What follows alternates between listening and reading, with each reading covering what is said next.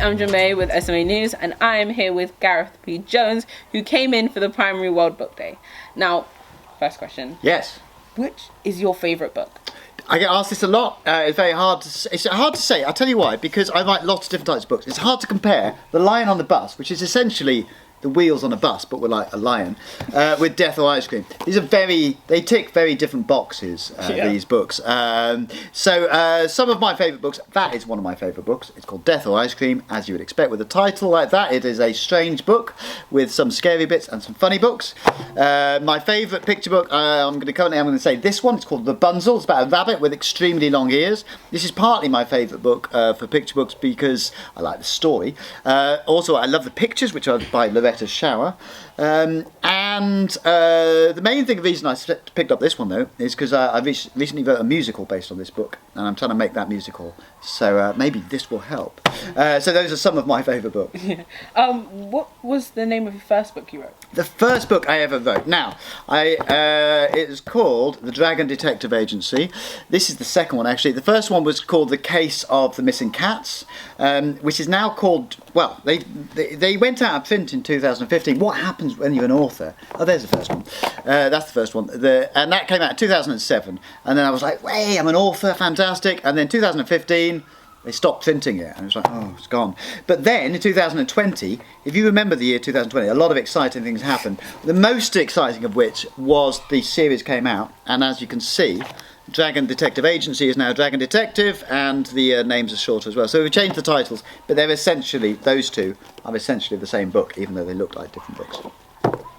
And do you have any tips for aspiring writers in our school?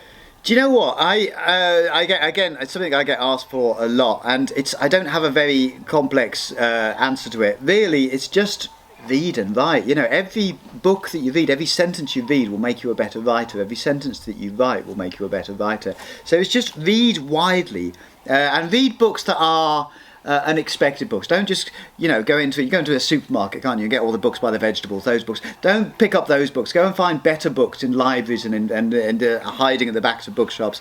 Some of them maybe by me. But no, read books widely and then write books. And try and, read books that you wish you could write. And then one day, try and write the book that you wish you want to read.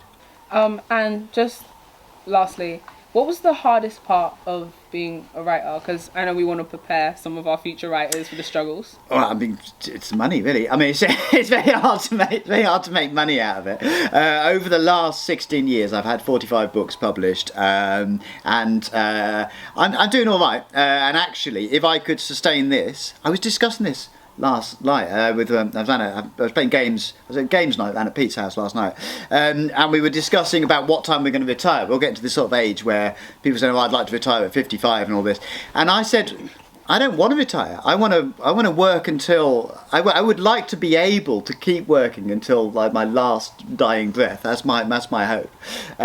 Because I love my job. I love writing, and so ideally I'd love to be in a world where people still want to publish me, and I can still make enough money in order to pay the mortgage and keep my kids in fish fingers. Well, thank you so much. I'm sure the primary school loved all of this. And I will see you back in the studio.